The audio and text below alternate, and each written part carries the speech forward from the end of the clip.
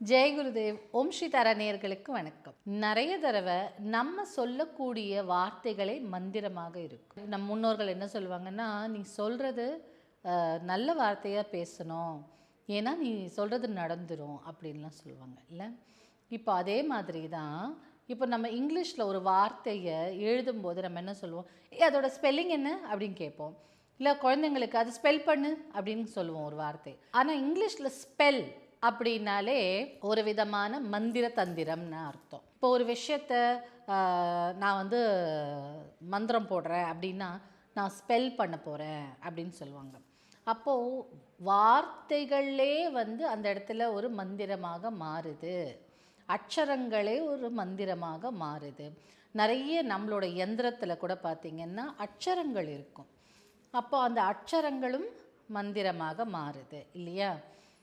அப்போது நம்ம சொல்கிற வார்த்தையுமே மந்திரம். இப்போ நம்ம சமஸ்கிருதத்தில் சொல்கிறோம், அது ஒரு மொழி. அந்த மொழியில் சொல்லக்கூடிய மந்திரங்கள் என்ன சொல்கிறோம், அம்மா உன்னோட பெருமை இவ்வளோ, இந்த காற்றுக்கு இவ்வளோ ஆற்றல் உண்டு, நான் அந்த காற்றை வணங்குறேன், நீருக்கு இவ்வளோ ஆற்றல் உண்டு, அந்த நீரை வணங்குறேன் அப்படின்னு ஒன்று ஒன்றா சொல்லிகிட்டே வரோம். அதுக்கப்புறம் அம்பாள் கிட்ட பேசுகிறோம், நீ இவ்வளோ சக்தி படைத்தவள், உனக்கு இவ்வளோ ஆற்றல் உண்டு, நீ நினச்சா எனக்கு இது பண்ணித்தர மாட்டியா, உன்னால் முடியும், எனக்குன்னு யார் இருக்கா அப்படிலாம் சொல்கிறது தானே. அப்போது அந்த இடத்துல என்ன ஆகுது, வார்த்தையே மந்திரமாக மாறுது. இப்போ நம்ம சொல்லக்கூடிய வார்த்தைகள் மந்திரமாக மாறும். இப்போ தமிழில் மந்திரம்னு எடுத்துக்கிட்டிங்கன்னா அதுவுமே மந்திரமாக மாறும். என்னென்னா இதெல்லாம் என்னுடன் இவங்க கடவுள் இருக்காங்க அப்படின்னு நம்ம மாந்திரிக விஷயத்துலேயும் நிறைய தமிழ் மந்திரங்கள் சொல்லும்போது வார்த்தைகளாக தான் இருக்கும். அப்போது நம்மளுடைய வார்த்தைகள் ரொம்ப ரொம்ப இம்பார்ட்டண்ட்.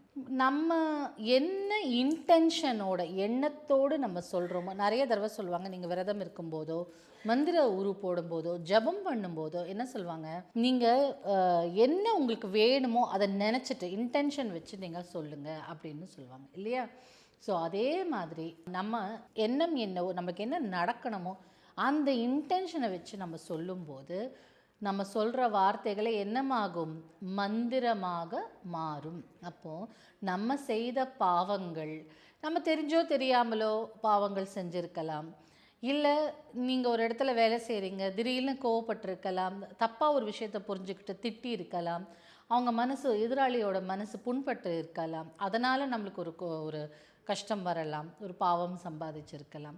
ஸோ தெரிஞ்சோ தெரியாமலோ சில டைமில் சூழ்நிலையின் காரணமாக சில பேரை நம்ம ஹர்ட் பண்ண வேண்டியது இருக்கும். இப்போ நம்ம ஒரு ஆஃபீஸில் வேலை செய்வோம், அவங்க ஒரு இன்னசென்ட்டாக ஒர்க் பண்ணியிருப்பாங்க, ஆனால் அதில் ஒரு தப்பு நடந்திருக்கும், நம்மளுக்கு தெரிஞ்சிருக்கும் அது ஜென்யூன் தப்புன்னு. பட் ஆஃபீஸோட ப்ரோட்டோக்கால் என்ன இருக்குது, இந்த மிஸ்டேக் பண்ணால் நீங்கள் இவங்களை வேலையை விட்டு எடுக்கணும்னு. அவங்களுக்கு புள்ளக்குட்டி இருக்கும், அவங்க அப்பா அம்மா கஷ்டப்பட்டு இருப்பாங்க, அவங்க கஷ்டப்பட்டு அந்த பொசிஷனுக்கு வந்திருப்பாங்க, ஆனால் நீங்கள் அந்த பொசிஷனில் இருக்கும்போது அவங்கள வேலையை விட்டு நீக்க தான் வேணும், ஏன்னா மேனேஜ்மெண்ட் சொல்லியிருப்பாங்க.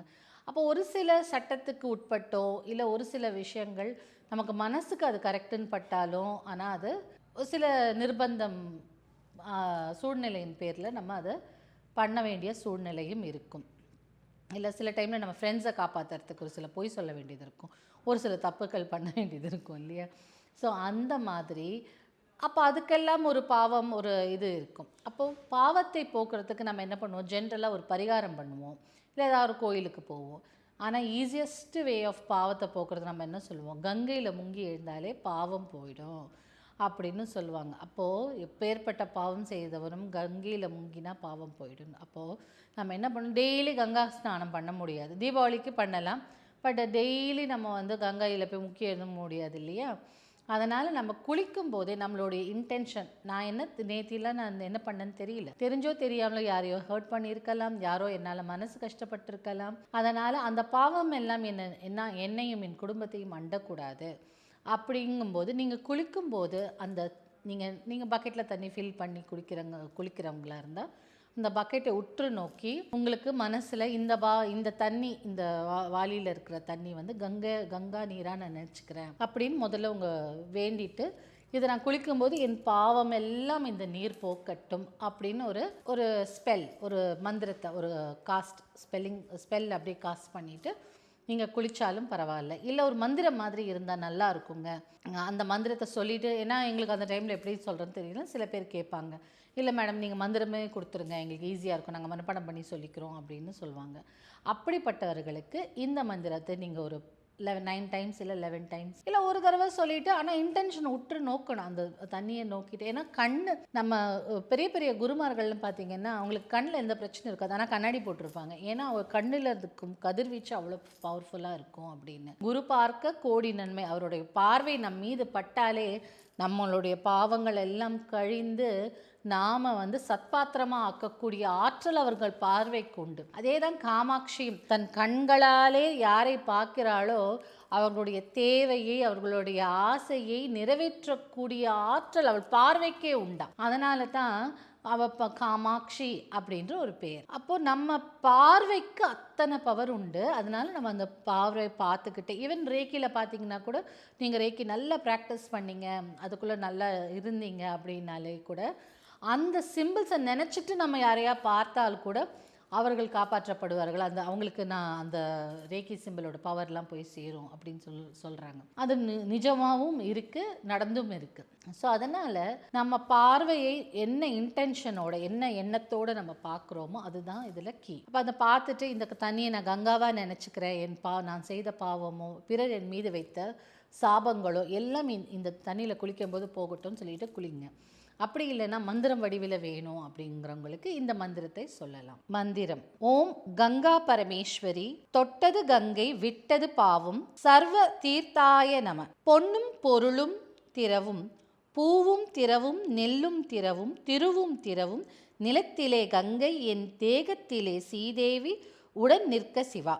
இதான் மந்திரம். இந்த மந்திரத்தை நீங்கள் என்ன சொல்கிறீங்கன்னா, இது சம்டைம்ஸ் நமக்கு ஒரு சில பேருக்கு ஹெல்ப் பண்ண போய் அவங்களோட ஆரா நம்மளுக்கு டிக்கெட் இருக்கலாம், இல்லை பல நெகட்டிவிட்டி நம்மளை தொட்டுட்டு இருக்கலாம். இது எல்லாமே நீங்கிறதுக்கும் நீங்கள் இதெல்லாம் இந்த தண்ணியோட நீங்கணும், என்கிட்ட இருந்து போயிடணும் அப்படின்னு சொல்லி கூட நீங்கள் குளிச்சுக்கலாம். இந்த மந்திரத்தை மனப்பாடம் பண்ணி செஞ்சு ஒரு 9 முறை 11 முறை தண்ணியை பார்த்துட்டு சொல்லிவிட்டு நீங்கள் குளிக்கலாம். இது நீங்கள் தினமும் செய்யணும்னு கூட அவசியம் இல்லை. வாரத்தில் ஒரு நாள், ஏதாவது ஒரு நாள் சூஸ் பண்ணிக்கோங்க, அன்றைக்கி செய்யுங்க. பக்கத்தில் ஏதாவது ஒரு கோயில் இருந்ததுன்னா, அங்கே அபிஷேகம் தண்ணி ஏதாவது இருந்ததுன்னா சும்மா, இல்லாட்டி அங்கே இருக்கிற ஒரு குங்குமமோ மஞ்சளோ இல்லை சந்தனமோ ஏதோ ஒன்று அந்த கடவுள் மேலே சாற்றி இருப்பாங்க இல்லையா, அதை எடுத்துகிட்டு சும்மா ஒரு ஜக்கில் ஒரு கலந்துட்டு முதல்ல இந்த தண்ணியை ஊற்றிட்டு, அதுக்கப்புறம் இந்த அம்பாள் மேலே கடவுள் மேலே இருந்த அந்த தண்ணி, அபிஷேக தண்ணியை நம்ம கூட்டிக்கிட்டு அதுக்கப்புறம் ரெகுலர் பாத் எடுத்துக்கலாம். இதுவுமே நம்மளை கிளென்ஸ் பண்ணும், நம்மளுக்குன்னு ஒரு நல்ல பாசிட்டிவ் எனர்ஜியை கொடுக்கும். சிம்பிளாக நம்மளுடைய வாழ்க்கையை, நம்மளுடைய எவ்ரிடே ரொட்டீன்லேயே நம்ம பெட்டர் பண்ணிக்கலாம். அதற்கு இது ஒரு ரொம்ப அழகான ஒரு தாந்திரிக முறை. ட்ரை பண்ணி பாருங்கள்.